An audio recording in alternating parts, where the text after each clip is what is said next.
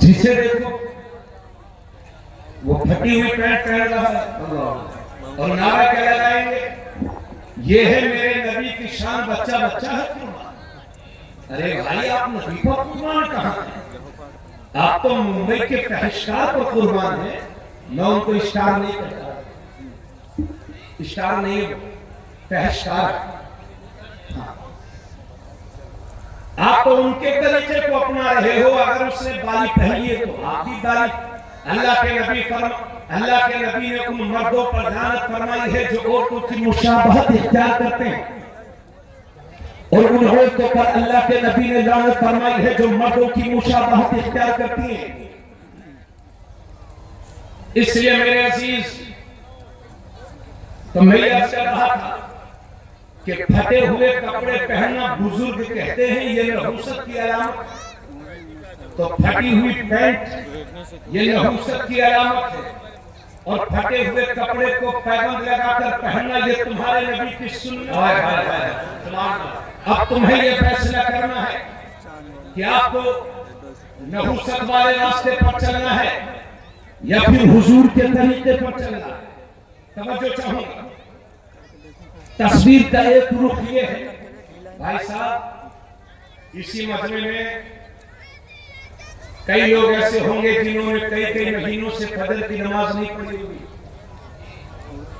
جی، اور اگر قرآن کی بات آ جائے تو یہ کہتے ہیں کہ حضرت ہم جان دے دیں، اور اگر ایمانداری سے پوچھوں کہ کتنے لوگوں کو قرآن پڑھنا آتا ہے تو 30% وہ ہوں گے کہ جنہیں قرآن پڑھنا آتا ہوگا، 30% وہ ہوں گے کہ جنہیں بالکل نہیں آتا ہوگا، اور 40% امید ہے کہ وہ لوگ ہوں گے کہ اگر ان سے کہا جائے کہ بھائی صاحب آپ کو قرآن آتا ہے تو وہ کہتے ہیں ہاں حضرت صاحب آتا تو ہے لیکن کچا کچا، یعنی زندگی پکتے کچھ کچا رہ گیا تو قرآن۔ اور پوچھنا چاہتا ہوں اگر 80 سال کی عمر میں بھی قرآن نہ سیکھ سکے تو کس بات کا مسلمان ہوا؟ پوچھنا چاہتا ہوں اپنی قوم سے، اگر 80 سال کی زندگی میں بھی قرآن نہ پڑھنا سیکھ سکے تو کس بات کے مسلمان ہوا؟ آ رہا ہے رمضان شریف کا مہینہ، اچھے خاصے تندرست لوگ ایک سال مجھے ملے، ان کی عمر تقریباً 50 برس کی ہوگی، بڑھیا رمضان شریف میں دن میں گٹکا کھا رہے، مل گئے، میں نے کہا بھائی صاحب آپ نے روزہ نہیں رکھا؟ بولے حضرت کو مجھے گیسٹرک پرابلم ہے، ڈاکٹر نے منع کر دیا۔ تو تمہارا ڈاکٹر یہ کہتا ہے کہ روزہ رکھنے سے صحت خراب ہوتی ہے، حالانکہ میں اسے ڈاکٹر نہیں مانتا، وہ ڈاکٹری میں نابالغ ہے۔ ہم نے اچھے ڈاکٹرز کی ریسرچ اور تحقیق کو پڑھا ہے، اطباء یہ کہتے ہیں کہ روزہ انسانی صحت کے لیے بہترین ہے، تو یہ تمہارا ڈاکٹر کہتا ہے کہ روزے سے باڈی خراب ہوتی ہے، لیکن یہ تمہارے نبی فرماتے ہیں روزہ رکھو، حج کرو، مالدار ہو جاؤ گے، روزہ رکھو، شفا یاب ہو جاؤ گے۔ سبحان اللہ، نعرہ تکبیر، نعرہ رسالت، رحمت عالم کانفرنس، نعرہ حیدری۔ اور بعض لوگ تو سیکولر بننے کے چکر میں لگے ہوئے ہیں۔ اب الیکشن آ رہا ہے پردھانی کا، لڑتے رہیے گا۔ سیاسی لوگ کہتے ہیں حضرت آپ کو سیاست زیب نہیں دیتی اور علماء کو سیاست نہیں کرنی چاہیے۔ میں ان کے کہنے پر عمل کروں گا، یقیناً علماء کا کام باز و نصیحت ہے، مگر میں اپنے ان سیاسی لوگوں سے بھی کہوں گا کہ نیتا جی سیکولر اتنے ہی بننا کہ جتنے میں آپ کا ایمان خطرے میں نہ پڑنے پائے، اس لیے کہ پردھانی آئے گی چلی جائے گی، چیئرمینی آئے گی چلی جائے گی، بدھائیکی آئے گی چلی جائے گی، ایمان آنے جانے والی چیز نہیں ہے۔ اس لیے کوئی ایسا کام نہ کریے گا زندگی میں کہ آپ کا ایمان خطرے میں پڑ جائے۔ ووٹ کے لیے شراب پلانے والوں، یہ ملک کے قانون کے اعتبار سے بھی جرم ہے اور شریعت کے اعتبار سے بھی بہت بڑا جرم ہے۔ اگر شریعت نے فتح نصیب میں، اللہ نے فتح نصیب میں لکھ دی ہے تو دنیا کا کوئی مالک لال تمہیں ذلیل نہیں کر سکتا، اور اللہ نے شکست ہی مقدر فرما دی ہے تو تمہیں کوئی فتح یاب نہیں کر سکتا۔ اجازت ہے آگے بڑھو؟ اور حضرت بعض ایمانداری سے کہوں تو بعض لڑکوں سے میری ملاقات ہوتی ہے تو چہرہ دیکھ کے نہیں لگتا یہ کسی مسلمان کا بچہ ہے۔ جی نہ نماز پوری یاد ہے، نہ روزے کے مسائل جانتا ہے، نہ ماں باپ کا ادب کرتا ہے، نہ علماء کا احترام کرتا ہے، اور جمعے کے دن بھی تب پہنچتا ہے جب امام صاحب خطبے کے لیے منبر پر بیٹھ جاتے ہیں، کیونکہ اسے کسی نے بتا دیا تھا کہ جو لگاتار 3 جمعہ چھوڑتا ہے وہ مسلمان نہیں رہ جاتا۔ اس کو بتا دیا تو یہ ڈرا ہوا ہے، اس لیے مہینے میں 1-2 ہی چھوڑتا، پورے نہیں چھوڑتا۔ ایسے ہی پوری کا بچہ۔ تصویر کا ایک رخ یہ ہے، سید صاحب توجہ، تصویر کا ایک رخ یہ ہے۔ اب تصویر کا دوسرا رخ سماعت کریں، کبھی ہریانہ میں، کبھی پنجاب میں، کبھی راجستھان میں، کبھی ملک کے دوسرے صوبوں میں ہم دیکھ رہے ہیں کہ چند لوگ مل کر کے ہمارے بچوں کو زبردستی گھیر لیتے ہیں اور کلمات کفریہ کہواتے ہیں، کلمات شرکیہ کہواتے ہیں۔ اب یہ بول وہ بول رہا ہے، اب یہ کہہ وہ کہہ رہا ہے، پھر بھی مار رہے ہیں، پھر بھی پیٹ رہے ہیں، پھر بھی مار رہے ہیں، پھر بھی پیٹ رہے ہیں۔ اے لوگوں، اللہ تمہاری جان و مال کی حفاظت کرے، مگر میری قوم کے ذمہ داروں اپنے بچوں کو یہ نصیحت کیا کرو کہ بیٹے زندگی میں جتنا بھی بڑا مشکل مسئلہ آ جائے، کتنی بھی بڑی قربانی دینی پڑے دے دینا، مگر اپنے ایمان کا سودا کبھی مت کرنا، اس لیے کہ گھر ٹوٹ جائے گا دوبارہ بنا لو گے، اور موبائل گم ہو جائے گا دوبارہ خرید لو گے، لیکن ایمان ضائع ہو گیا تو کفر کی زندگی ذلت کی زندگی ہے۔ اس لیے اپنے بچوں کو یہ نصیحت کیا کرو، اللہ تمہاری جان و مال کی حفاظت کرے، میری بھی جان و مال کی حفاظت کرے، مگر کوئی گارنٹی نہیں کہ کب کس کے ساتھ کیا ہو جائے۔ اللہ نہ کرے کہ ایسے حالات کا سامنا اگر آپ کو کرنا پڑ جائے تو خدا کا واسطہ دے کر کے کہتا ہوں کہ زندگی کی آخری سانس تک اپنے ایمان پر قائم رہنا اور آخری دم تک لا الہ الا اللہ بولتے رہنا، کیونکہ اگر موت کا وقت نہیں آیا ہے تو کوئی مار نہیں سکتا، اور موت کا وقت آ گیا ہے تو کوئی بچا نہیں سکتا، مگر زندگی کی آخری سانس تک لا الہ الا اللہ بولتے رہنا، کیونکہ اسی حالت میں اگر مر بھی جاؤ گے تو شہید کہلاؤ گے، اور بچ جاؤ گے تو غازی کہلاؤ گے۔ اے شہنشاہ مدینہ الصلاۃ والسلام، اے شہنشاہ مدینہ الصلاۃ والسلام، میں تو سنی ہوں جمیل قادری مرنے کے بعد میرا لاشا بھی کہے گا الصلاۃ والسلام۔ نعرہ تکبیر، نعرہ رسالت، علماء اہل سنت، رحمت عالم کانفرنس، حضرت علامہ مفتی تبریز اعظم اللہ رحمپوری، بہار اللہ۔ آپ مجھے بتائیے کہ جیسے چل رہا تھا ویسے ہی چلتا رہے گا یا کچھ تبدیلی بھی آئے گی؟ بولو بھائی۔ دیکھیے، کان میں بالی پہننا مردوں کو یہ حرام ہے۔ ایک انگوٹھی، ایک نگوالی جس کا وزن 4.5 ماشا سے کم مرد پہن سکتا ہے، اس کے علاوہ سونا، چاندی، دھات، کسی بھی دھات کی انگوٹھی یا کڑا یہ ناجائز و حرام ہے۔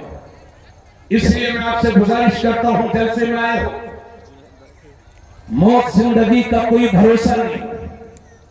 پہلے روڈ کچے ہوتے تھے، ایکسیڈنٹ ہوتے تھے، 1-2 لوگ مرتے تھے، آج ایکسپریس وے بنے ہوئے ہیں، پوری کی پوری گاڑی پلٹی اور پوری کی پوری فیملی ختم۔ موت زندگی کا کوئی بھروسہ نہیں ہے۔ اس دور میں بھی اپنی پہچان نہیں بنا کر رکھو گے تو پھر آنے والا وقت آپ کے لیے اور بھی ڈینجر اور خطرناک ہو جائے گا۔ میں آپ کو ڈرا نہیں رہا ہوں بلکہ حالات سے آگاہ کر رہا ہوں۔ اس لیے اگر 1 لاکھ لوگوں میں بھی آپ موجود ہوں تو احساس کمتری کا شکار مت ہونا۔ اگر وہاں تم سے کوئی پوچھے کہ آپ کا نام کیا ہے تو راجو پپو گڈو یہ سمجھ بتانا، کہنا میرا باپ نے میرا نام محمد رکھا ہے۔ اپنے اسلام کو چھپاؤ نہیں بلکہ ظاہر کر کے رہو، اور زندگی میں چاہے جتنی بھی بڑی قربانی دینا پڑ جائے اپنے ایمان کا سودا سنیں آپ حضرات۔ اور ایک گزارش اور ہے، لگے ہاتھوں شاید کہ بھول جاؤ، ہمارے بعض مسلمان بھائی ہوتے ہیں بزرگ، وہ 2 انگل داڑھی رکھتے ہیں، 2 انگل، کوئی مولانا ان کی 4 انگل نہیں کروا سکتا، وہ کسی کی نہیں مانیں گے، ان کی 2 ہی رہے گی تو 2 ہی رہے گی، ان کا اسٹائل ہے۔ اما چاچا اپنے من کی بہت گزاری، بڑھاپے میں آپ کو کوئی دیکھ بھی نہیں رہا، چکر میں اترو، اور اگر میری بات آج بری لگ رہی ہے تو اس دن سے بہتر ہے کہ کہیں قبر میں حضور تشریف لائیں تو تمہارا چہرہ دیکھ کر کے منہ نہ پھر لے، اس لیے 2 انگل داڑھی رکھی اپنی خوشی سے، 2 اور بڑھا لو اپنے نبی کی خوشی سے، بدلو طرز زندگی۔ تکبر اور گھمنڈ مت رہے، تکبر اور گھمنڈ یہ شیطان کی پہچان ہے، مسلمان کی پہچان نہیں ہے۔ اس لیے گزارش کرتا ہوں، چاہے پوری داڑھی چھلاؤ چاہے 2 انگل رکھو، یہ سب کے سب ناجائز و حرام ہے، ایک مشت داڑھی یہ میرے نبی کی سنت ہے، تو انشاءاللہ اس پر عمل ہوگا۔ کچھ لوگ موڈ میں نہیں ہیں، مگر اللہ کا واسطہ دے کر کے کہتا ہوں چہرے پر سنت مصطفیٰ سجاؤ، فرشتہ کب آ کر اٹھا کر لے جائے اس کا کوئی بھروسہ نہیں ہے۔ ہم نے نوجوانوں کو مرتے دیکھا ہے، بزرگوں کو مرتے دیکھا ہے، آپ نے بھی دیکھا ہوگا، ہر ایک کو موت کا جام پینا ہے۔ آپ ہمیشہ جلسہ کرواتے رہیں گے، سنتے رہیں گے، قبر ظالم ہمیشہ کے لیے تقریر کرتا رہے گا، کوئی ضروری نہیں ہے۔ اللہ چاہے تو 500 برس تک زندہ رکھے، اللہ چاہے تو 100 برس تک زندہ رکھے، مگر جب اس کا حکم ہو جائے گا تو پھر موت کی آغوش، موت کے پنجے سے آپ کو کوئی بچا نہیں سکتا۔ اس لیے چہرے پر سنت مصطفیٰ پوری سجائیے، عمل ہوگا انشاءاللہ۔ یہ صرف بزرگوں کے لیے نہیں ہے، یہ ان لڑکوں کے لیے بھی ہے جو حضور پر جان دینے کا جذبہ رکھتے ہیں مگر حضور کی سنتوں سے دور ہے۔ سبحان اللہ، بہت اچھا پیغام ہے، ہاتھ اٹھا کے کہیے انشاءاللہ۔ سبحان اللہ۔ ہم ابھی اڑیسہ گئے ہوئے تھے، ہم نے ایک لڑکے کو دیکھا جس کے چہرے پر سنت مصطفیٰ سجی ہوئی، اس کی عمر لگ بھگ 22-23 برس کی، چہرے پر سنت مصطفیٰ، ہمارے سامنے بیٹھ کر کے کھانا کھا رہا تھا تو سنت مطابق۔ آپ کیا سمجھتے ہیں وہ عالم تھا؟ جی۔ حافظ تھا؟ جی۔ قاری تھا؟ جی۔ وہ عالم مولانا حافظ نہیں، وہ مدرسہ کبھی گئے بھی نہیں، وہ کروڑ پتی باپ کی اولاد تھا مگر حضور کا ایسا عاشق تھا کہ ہر ادا حضور کی سنتوں کے مطابق۔ آپ ممبئی میں جا کر کے دیکھیں، عرب پتی لوگ جب سب نماز کا وقت ہو جاتا ہے اپنے سارے کام چھوڑ کر کے وہ مسجد کے راستے لے لیتے ہیں، ملاقات کرو ان دیندار مسلمانوں سے۔ اور آپ کو یہ تو میں نے ایک عام لڑکی کی بات بتائی، میں لکھنؤ میں ایک یونیورسٹی میں گیا تھا، میں نے دیکھا کہ ایک لڑکا MBBS میں داخلہ لیے ہوئے ہے، وہاں MBBS کر رہا ہے، ڈاکٹر بن رہا ہے، کرتا پاجامہ پہنے ہوئے تھا، چہرے پر شاندار سنت مصطفیٰ سجی ہوئی تھی۔ سیکھو سیکھو، اور اے لوگو آؤ اپنے نبی کی سنتوں کو اپناؤ۔ اجازت ہے بیان کروں آگے؟ یہ ساری پریشانیاں اس وجہ سے ہیں کہ ہم نے اپنے نبی کی شریعت کو صحیح سے پڑھا نہیں۔